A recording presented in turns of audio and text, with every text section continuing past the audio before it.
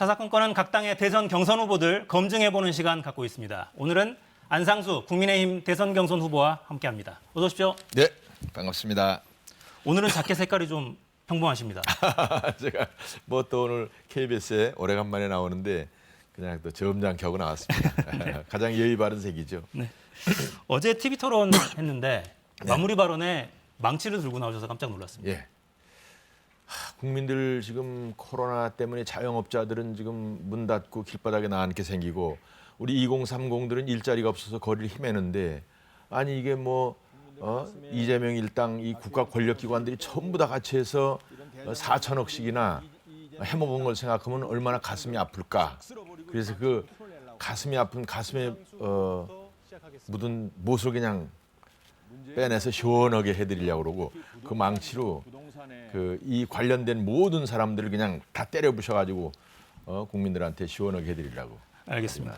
근데 못을 뽑으려면 장도리를 들고 오셨어야 되는데 그냥 망치여서. 아니 근데 장도리를 준비를 했었어요. 그런데 야 이것까지 가지고 나가면 괜히 너무 험악한 인상이 될까봐 아주 질문 잘하셨는데 장도리 샀었어요. 그렇군요. 아 근데 이게 좀 너무 그로테스크해 보인다고. 네네네. 잘하신 것 같습니다. 네. 어제 이제 대장동 비리 의혹 제기하시면서 예. 박영수 특검 네. 이야기를 하셨어요. 네. 그러니까 범죄자가 박근혜 전 대통령에게 45년 구형했다 이렇게 말씀하셨는데. 결과적으로는 그런 꼴이 아닌가 싶죠. 박영수를 제가 어저께 정말 쓰레기통 뒤져서 밥을 주워 먹는 쥐새끼 같다고 그랬는데 아니 글쎄 명색이 특검을 했다는 사람이 그전은 그렇다 치고 이번에 또 오징어 빼면 조그만 사업하는 사람들한테도 같이 뇌물을 받아먹고 무슨 포르쉐인가 무슨 뭘 하여간 무슨 찬지 받고 그랬다는 게 그래도 특검을 했으면은 어찌됐든 우리는 굉장히 억울하다고 생각하지만 박근혜 대통령 측에서는 뭔가 그래도 국민들이 바라볼 수 있는 존경스러운 데가 있어야 될 거 아니에요. 제일 하층 인간도 안 하는 짓을 하니까 제가 심하게 그 얘기를 했는데 그렇지 않아도 우리 박 대통령에 대해서 탄핵서부터 그 여러 가지 또 이 검찰 조사와 수사와 그 구형량에 대해서 국민들이 걱정하는 국민들이 많은데 하필이면 이게 완전히 범죄자 아니에요. 그 사람이 그 당시에 범죄인이나 마찬가지예요. 그런 사람한테 대통령을 구속 수사하게 했다는 것 자체가 너무 이게 정말 안타까운 일이 아닌가 해서 그런 표현을 해봤습니다. 알겠습니다. 제 안 후보 사실 기회 있을 때마다 송도 개발 네. 시적을 강조하시는데 네. 송도를 개발하는 과정 예. 그리고 지금 그 문제가 되고 있는 대장동 예. 이거는 어떤 차이가 있길래 이런 큰 차이가 벌어진 건가요? 결과적으로. 뭐 사실 규모의 차이가 많죠. 우선 대장동은 30만 평이고 우리는 1,200만 평이니까 40배죠.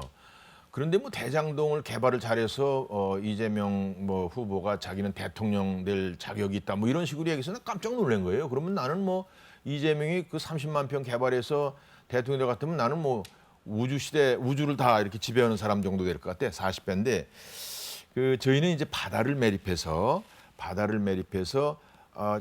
정부 예산 전혀 안 들이고 그 택지나 상업지를 이제 매각을 해서 그 개발 이익으로 앵커 테넌트를 유치한 겁니다.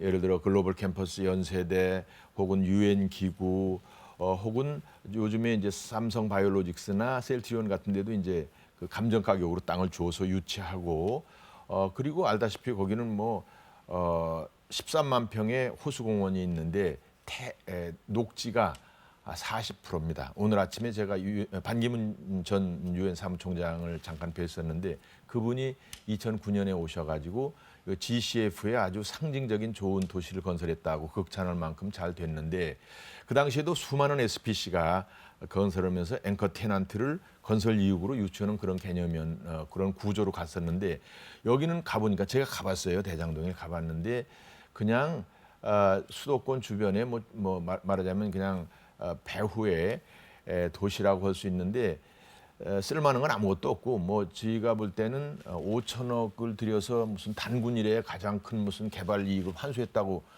그이는 입만 열면 거짓말이야. 그게 뭐 그건 당연히 사업 시행자가 당연히 그 지역의 입주자를 위해서 건설하게 법으로 되어 있는 게 대부분이고 뭐 해봐야 터널인데 터널도 뭐 거기 터널 뚫어서 그 지역의 가치를 올린 것이지 어떤 그 지역이나 국가를 위해서 개발 이익을 잘 쓸 수 있게 활용되지 않았더라. 라는 것이죠. 네. 이제 이 대장동 의혹 관련해서 당은 사실 연일 강공 예. 드라이브인데요. 특검 도입 요구를 계속하고 있고. 근데 터져 나오는 이름들은 대부분 법조계 관련 인사들이거나 야당 인사들입니다. 이게 바로 이것이 이재명을 비롯한 여당 측에서 지금 했다는 걸 의미하는 겁니다. 지금 전체적인 잘못이 뭐냐면 제가 어저께 결제한 것도 가지고 왔는데 이재명 시장이 결제를 다 했어요. 모든 서류에. 그리고 이것을 시작하면서 먼저 성남 도계공의 황 사장이라는 유능한 사람을 내보내고 유동규 본부장이라는 사람을 사장 대행으로 해서 그 사람이 이것을 다 설계하고 끝날 때까지 근무하다가 그 사람이 이제 경기관광공사 사장으로 갔는데 그래서 이것은 완전히 이재명 일당이 한 건데 이것을 이제 또 커니 그냥 이거를 그냥 먹이 하나 언론에다가 죄송합니다만 준 거야. 나도 정말 아주 크게 실망을 했는데 어저께 내가 그냥 분통을 터뜨린 것도 왜 하필이면 그런 데 가서 근무를 하게 됐느냐라는 것 때문에 아들을 우리 곽 의원이 그래서 분통을 터뜨렸습니다만 그거 하나 던져놓고는 그냥 이슈를 딴 쪽으로 가려고 그러는데 그건 절대로 아니고 이재명 일당이 반드시 이건 다 한 것이고 또 그것은 뭐냐면 권순일 대법관이라고 있잖아요. 2020 그러니까 작년 7월 달에 이재명이 300만 원 벌금이 대법원에 올라갔는데 이것을 300만 원 그냥 대법원에서 통과시켜 버리면 이거는 경기도지사도 그만두면 대통령 후보는 물론이고 그런데 그것을 권순일 대법관이 이제 파기환송을 시키는데 네. 그렇죠 무죄로 이제 하는 그런 역할을 했는데 오래 있으면 또 몰라 그것도 나오자마자 뭐 2개월 후에 퇴직하고 바로 나오자마자 그래서 화천대유로 갔으니 그래놓고 무슨 엉뚱한 핑계를 대는데 이재명이 아니면 그걸 누가 거기다 연결하겠어요? 그러니까 이재명이랑 사전에 이거는 그 재판 거래가 있은 거예요. 그래놓고 지가 실질적으로 영향력 행사하는데 가서 이제 그런 거지. 이 사람들도 뭐 그렇게 도대체 국민 눈은 생각하지도 않는 거야. 막말로 재판 거래를 하더라도 모르게 적당히 이렇게 하면 그렇게 하는 일이 좀 많겠어요. 지금 하는 꼴들을 보니까 내가 그래서 그 판검사들 막 야단쳤는데. 그걸 그렇게 해놓고도 지금 또 이걸 국민의힘이 어쩌고저쩌고 이렇게 뒤집어 씌우려고 그러니 국민들이 얼마나 이게 화가 나가 있어요. 그러니까 이 질문은 다시 한번 제가 드릴 수밖에 없을 것 같아요. 네. 그러니까 이재명 지사가 성남시장 시절부터 야권 인사들을 얽어들여서 이미 그림을 그린 거다. 야권 인사는 그건 뭐 저 내부에서 그 추진하는 사람들이 친소관계라 그럴 수 있는데 네. 내 얘기는 지금 이것을 글쎄 국민의힘 어쩌고 혼세력이 한다고 뒤집어 씌우는데 그건 절대로 아니라는 것이 그리고 4천억 전체에서 이건 50억도 물론 대단히 크고 정말 말도 안 되는 거지만 50억 얘기 가지고 지금 이제 확 얘기가 돌아버리지 않았어요. 이거는 100% 이재명의 배임 행위가 될 수가 있고 이재명이 주관으로 한 거라는 것이죠. 그거를 그렇게 안 했다 그러면 무능한 거죠. 4천억씩이나 국민 그게 어떻게 됐냐면 이제 성남 도계공에서 땅을 절반 가격으로 뺏어버린 거예요. 왜냐하면 공공사업이라고 그래서 시민들도 그냥 그 땅을 내준 거란 말이야. 그럼 그것을 해서 이제 말하면 LH나 이런 데서 했으면은 1,100억만 원 정도의 분양 가격으로 서민들한테 넘어갈 수 있는 건데 이것을 또 그렇게 해놓고는 성남 도계공에서 해놓고는 이거를 또 민간인한테서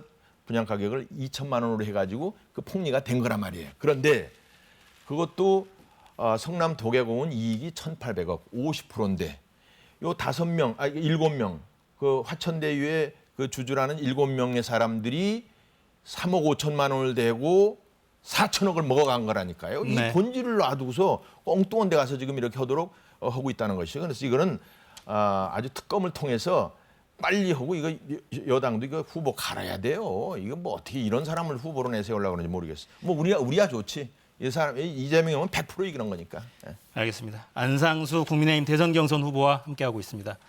어떤 분이 저희가 좀 알아봐야죠. 제가 사진을 좀 요청을 드렸는데 사진을 어떤 거 가져왔는지 좀 보여주시죠. 네. 이게 이제 어린 시절 사진이네요. 저게 이제 제가 충청도 갯마을에서 태어났는데 거기 이제 어렸을 때 바지저고를 입고 담임 선생님하고 찍은 사진이에요. 네. 정치인 안상수를 상징하는 장면을 하나 꼽으라면 뭘 꼽으시겠습니까? 역시 뭐 이런 사진도 좋지만 제가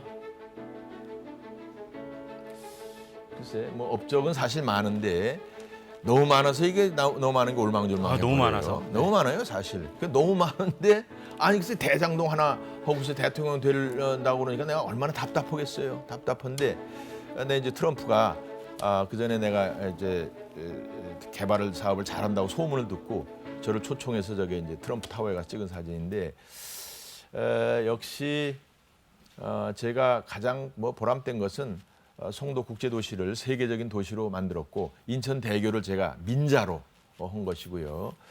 또 인천의 입장에서 보면 아시안 게임을 유치를 해서 인천 전체를 균형 발전시키는 데도 많이 역할을 했습니다만 제가 이 말을 사이다 발언을 잘 못해서 이게 언론에서는 잘 안 뜨는 것 같아요. 충분히 시원하신데요, 지금.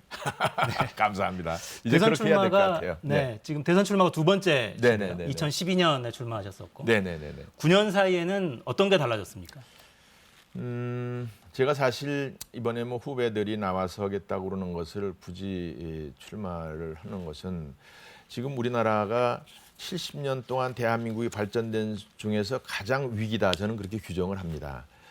대한민국의 정체성은 파괴되고 있는데 그건 또 그렇다 치고 지금 이제 국민 경제가 아주 서민 경제가 특히 폭삭했는데 문재인 정권의 그 반시장 정책 때문에 그렇죠. 근데 코로나로 인해서 우리 국민들이 절반이 무산층이 돼 버렸어요. 절반이. 2030은 취직이 안 돼. 근데 이것을 대책을 가만히 얘기하는 소리 들어보면 민주당이 하는 거는 문재인 시즌 2고 더 안 되는 겁니다.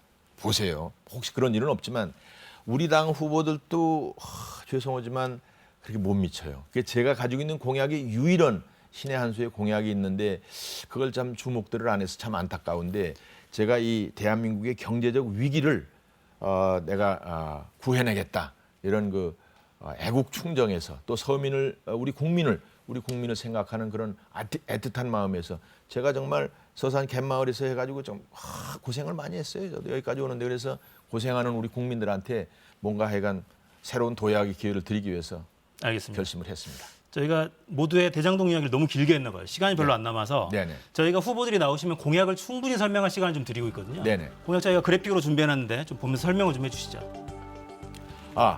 바로 요겁니다. 제가 전국에 송도를 10개를 만들겠다는 겁니다. 송도. 그래서 그러면 이제 10개면 약 1억 평쯤 되는데 거기에다가 30평짜리 1억 5천짜리 아파트를 500만 원대죠. 이것을 100만 호를 공급을 하면서 같이 인접해서 우리 젊은이들한테 4차 산업단지 클러스터를 만드는 겁니다. 그래서 우리 2030에게 무상으로 땅을 빌려주는 거예요. 무상으로. 그래가지고 거기서 4차 산업, 반도체, AI, 블록체인 등 이 미래 산업의 생태계를 만들어가지고 기술 지원하고 금융 지원하고 마케팅 지원해서 200만 개의 일자리가 생기고 3천억 불의 부가가치가 창출되는 그러한 소위 첨단 산업단지와 직주 복합도시를 만든다는 건데 안상수는 가능해요. 왜? 바다에다가 도시를 만드는 사람이니까 대도시 주변에 유휴농지 1억 평을 활용해서 하는 것은 일도 아니에요. 저 같으면 5년이면 다 끝낼 수 있어요. 2년 후서부터 일자리와 주택이 생기는 겁니다. 네. 또 서민행복 공약도 내셨던데요? 네네. 그거는 여러 가지가 있습니다만 제가 이제 우리 위드 코로나에 대해서 한번 설명을 드리겠는데 요즘에도 이제 우리 정부에서 위드 코로나 얘기를 하는데 제가 한 2개월 전서부터 얘기를 했고 이제는 팬데믹과 같이 가야 됩니다. 같이 가야 되는 시대가 이제 왔는데 저는 이제 그냥 위드 코로나 얘기를 하는 게 아니라 대책을 세워야 되는데 우선 양성이 된 환자들을 급성 환자들을 위해서 국가기관이 있는 연수원이라든지 이런 데를 특별 병원으로 만드는 거예요. 그래가지고 거기에 20만 명의 간호 부대를 만드는 겁니다. 그렇게 하고 전문의는 당연히 배치가 되고 그러면서 양성이나 확진 환자를 관리를 하되 우리 노약자와 또 기저병 환자들을 또 관리를 하되 일반 우리 서민들 우리 밥 장사하고 무슨 동네에서 슈퍼하고 길거리에서 장사하는 사람들을 다 풀어놔줘야 돼요. 그 사람들 지금 코로나로 죽기 전에 굶어 죽게 생겼다는 거거든.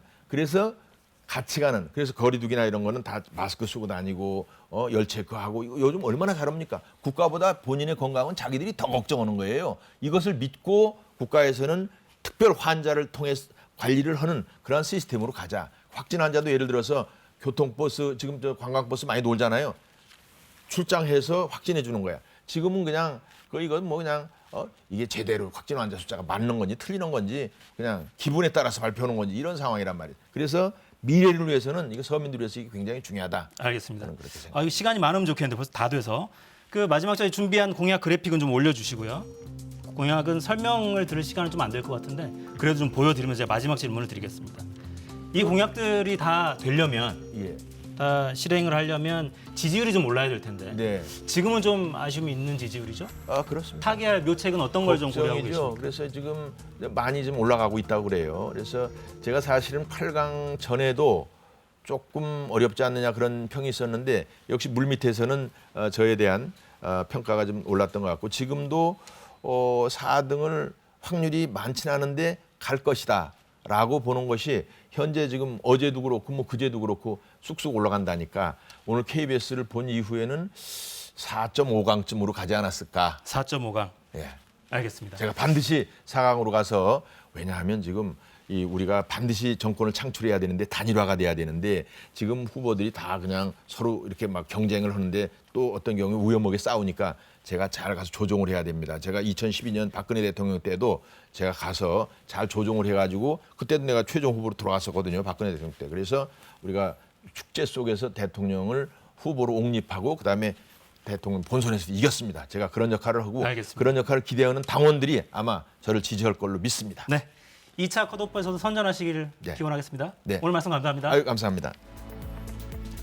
네, 오늘 사사건건은 여기까지입니다. 저는 내일 다시 오겠습니다. 4시엔 사사건건.